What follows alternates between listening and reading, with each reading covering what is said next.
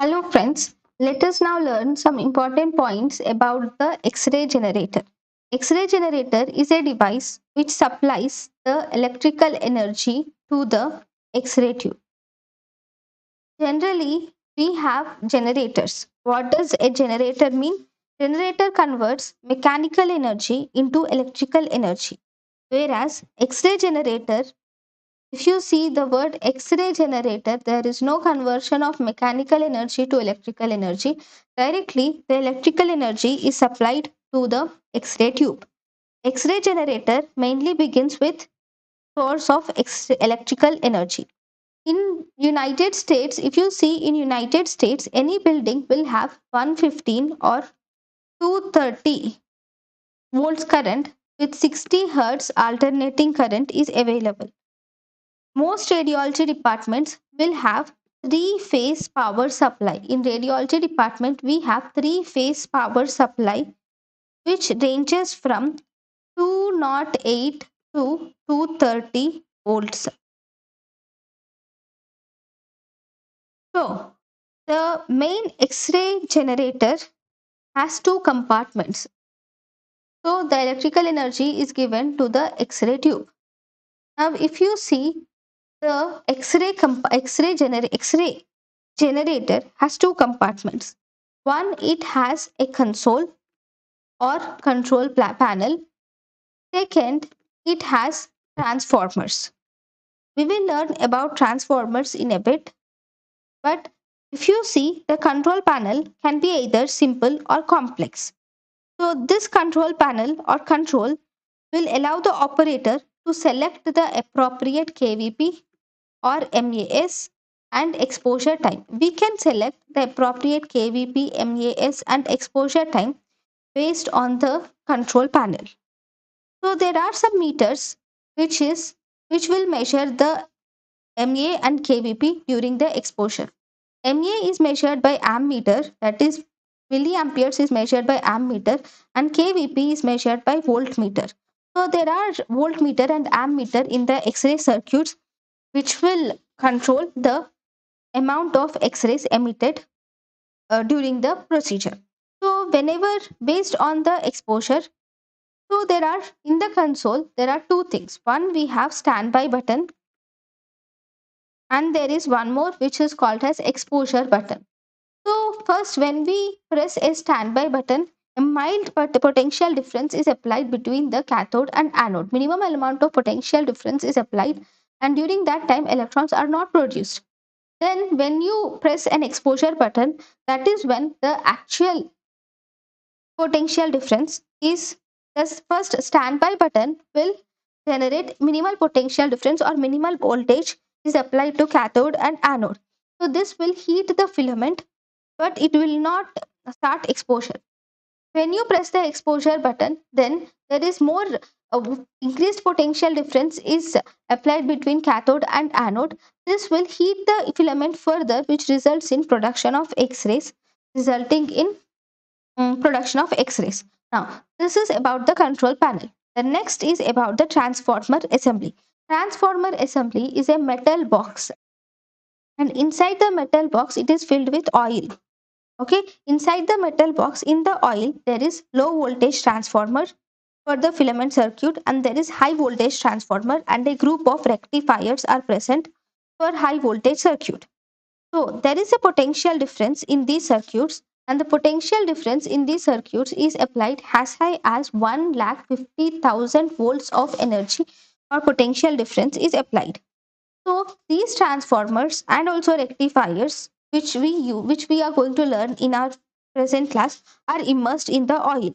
So what is a transformer? So in the transformer there are transformers and there are rectifiers. These transformers will either increase or decrease the voltage. Whereas we also have rectifiers. What does the rectifiers do? Rectifiers will convert the alternating current to will convert the alternating current to direct current. So let us learn about each of them. Before we go into transformers or rectifiers, we have to learn some important points. One, what is potential? Potential is actually the amount of work needed to move a unit of electric charge from reference point to a specific point. So if we wanted to move an electric charge from a reference point to the specific point, then we call it as potential. Then what is a potential difference? When there are 2 points, the difference in the potential between these 2 points is called as potential difference. Then we have to see what is current. Current is the stream of movement of electrons through a conductor or through a space is called as current. Then resistance. Resistance is R and it is the measure of opposition of flow of electrons. When electrons are moving through the resistor, these resistors will oppose the flow of electrons through the resistor. That is called as resistance. So these are the important terms that we see. Now we have to learn about the transformers. Transformers, there is a rectangular closed core. To this core, two wires are wounded, and this core is actually a simple rectangle with windings wound on opposite side. This is called as first coil or primary coil, whereas this is called as secondary coil. So this is the primary circuit,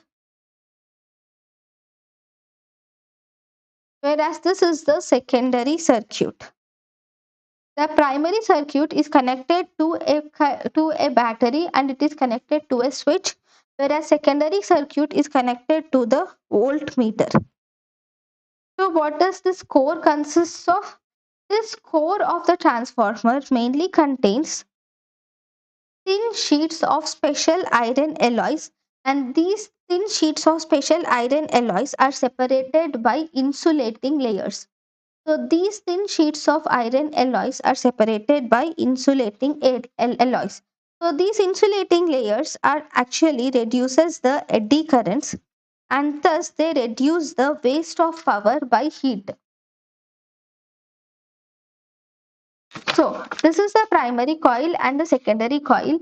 Primary coil is connected to the battery and a switch is connected, whereas the secondary coil is connected to the voltmeter voltage. Okay, first, when the switch is switched off, here there is no, when the primary coil is switched off, so there is no flow of current. Electricity is not flowing, electrons are not flowing. In that state, we are drawing two graphs, one for the primary coil and the other for the secondary coil. So there is no flow of electrons, there is no flow of energy. Okay, now second, whenever the switch is closed, there is flow of electrons are seen from the negative terminal to the positive terminal. This flow of electrons will induce a magnetic field around the iron core. This magnetic field will induce the current in the secondary coil.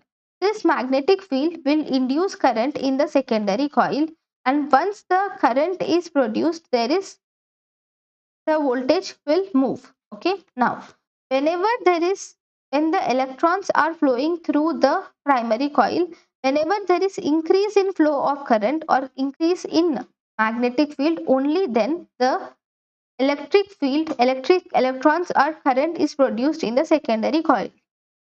Then, after some time, the magnetic field will become stabilizes and there is no increase in magnetic field. Magnetic field is still present, but there is no change in magnetic field. The magnetic field is constant. When the magnetic field is constant, this constant stable magnetic field cannot induce or cannot produce any current in the secondary coil. So we can see the constant no production of current in the secondary coil. Then again, when we off the switch again, there is decrease in the electrons flow will stop, and as a result the magnetic field will decrease. This decrease in magnetic field will induce the current flow, but here the flow of current will be in the opposite direction of that of first one, and thus the voltmeter will show opposite reading. and thus there is negative current, or the current is flows in the opposite direction. So this is the main principle of a transformer.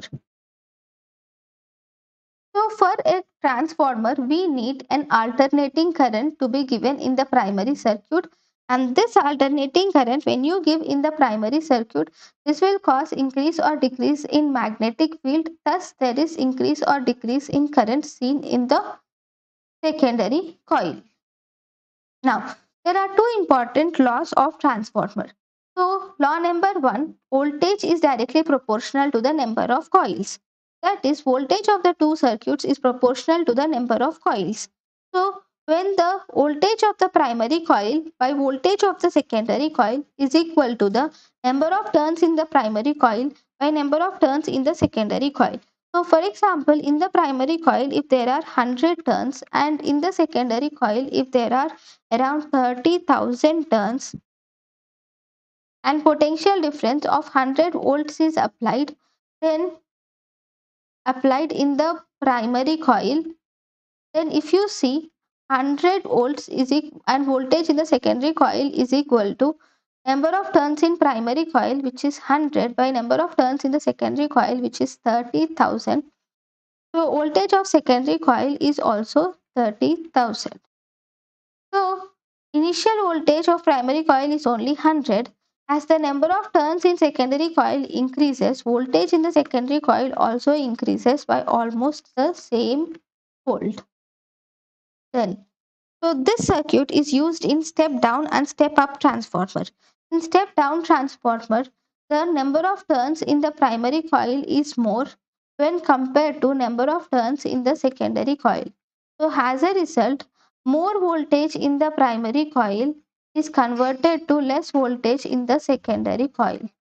Okay, so because the voltage through the step down transformer, voltage will decrease. Because there is decrease in voltage in a step down transformer, we call it step down, that is decreased voltage. Then we have step up transformer, where voltage in the primary coil, the number of turns in the primary coil are less, so number of turns in the secondary coil are more. So voltage in the primary coil decreases when compared to voltage in the secondary coil, which increases. Here there is along the from primary coil to secondary coil, here voltage increases. So because it causes increase in voltage, we call it as step up transformer. Then the second law of transformers is the transformer cannot create energy. So whenever there is increase in voltage will result in decrease in current. So voltage in primary coil into in current in primary coil is equal to voltage in secondary coil into current in secondary coil. So one more important thing is power. Power is equal to voltage into current. So one important thing is that the wires of the transformer should be large enough to carry the current without overheating. As a result, high voltage transformers are both large and heavy, and though that will make them very expensive. Step up transformer increases the voltage and decreases the current, whereas step down transformer decreases the voltage and increases the current. Thank you.